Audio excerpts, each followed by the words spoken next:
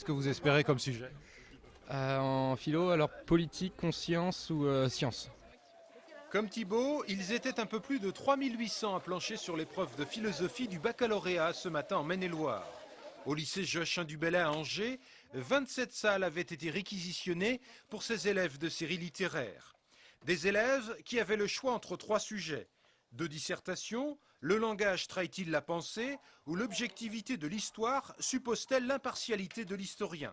Pour le commentaire de texte, c'est Schopenhauer qui était au menu, avec un extrait de son ouvrage bien connu, Le monde comme volonté et comme représentation.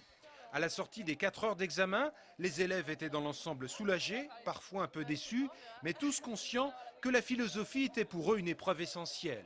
C'est angoissant parce que déjà on a les amis qui sont là pour dire attention et tout, c'est le bac et tout, donc ça stresse. Et puis en plus c'est notre plus gros coefficient vu qu'on est en littéraire et c'est assez stressant. Ouais.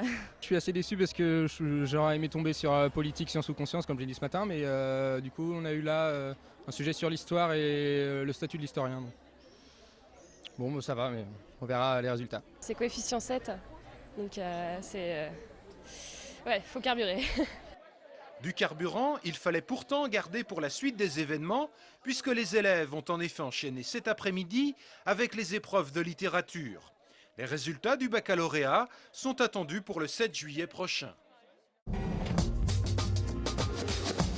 C'est une véritable surprise, le site Thomson d'Angers n'est plus à vendre.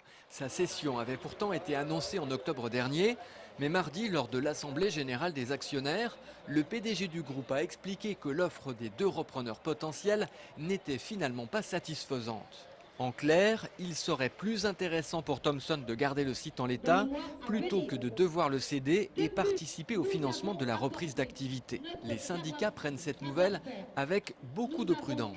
Une chose est sûre, c'est que c'est une nouvelle qui est différente de ce qu'on a eu les derniers jours, où effectivement on nous dit, sous couvert que ce soit vérifié par la suite, que les reprises sont stoppées, voire gelées. Pour autant, la problématique des salariés pour les salariés Thomson n'est pas résolue. Pourquoi? Parce qu'effectivement, il faut encore donner de la charge à ce site de façon qu'il soit compétitif et assurer effectivement, parce que si on reste dans Thomson, il faut mettre les moyens. Plusieurs questions se posent. Comment Thomson va-t-il réorganiser l'activité à Angers pour en faire un site rentable? Et surtout, ne sera-t-il pas finalement décidé à vendre plus tard s'il trouve meilleur repreneur? Des questions auxquelles Frédéric Rose, le PDG du groupe, pourrait apporter quelques réponses la semaine prochaine, puisqu'il a prévu de se rendre sur le site d'Angers.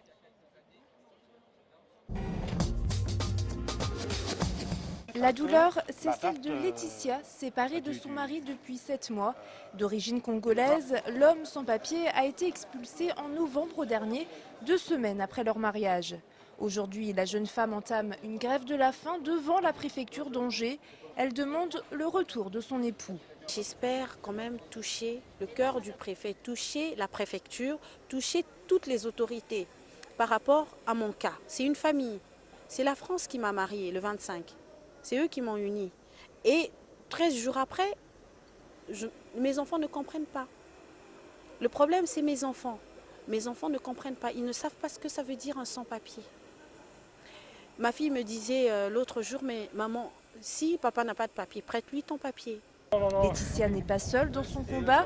Plusieurs associations angevines la soutiennent dans ses démarches pour faire revenir son mari resté au Congo-Brazzaville. Ce n'est pas un bandit, c'est quelqu'un de très très respectueux des principes et des règles. Quand on a rejeté sa demande d'asile, a été signifié qu'il n'a pas cherché à se cacher ou il n'a pas cherché à changer de ville. Ce que font beaucoup de gens, mais il ne l'a pas fait. La jeune femme a été reçue cet après-midi par le directeur de cabinet du préfet. Laetitia devra entamer une procédure de regroupement familial, mais pas avant le mois d'octobre. La loi exige en effet 1 an de mariage minimum.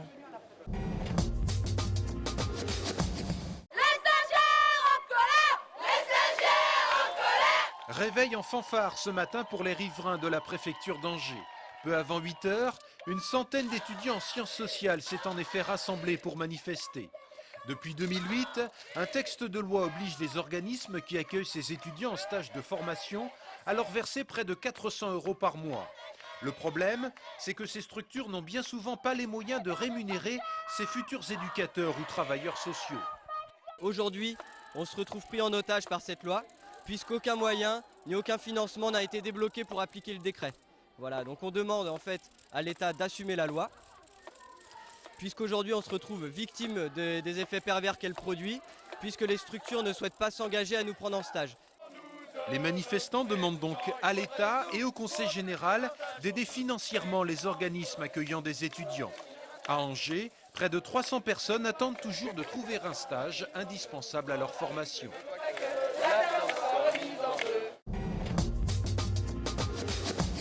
L'entretien des routes départementales n'est plus une compétence de l'État, elle revient désormais aux conseils généraux.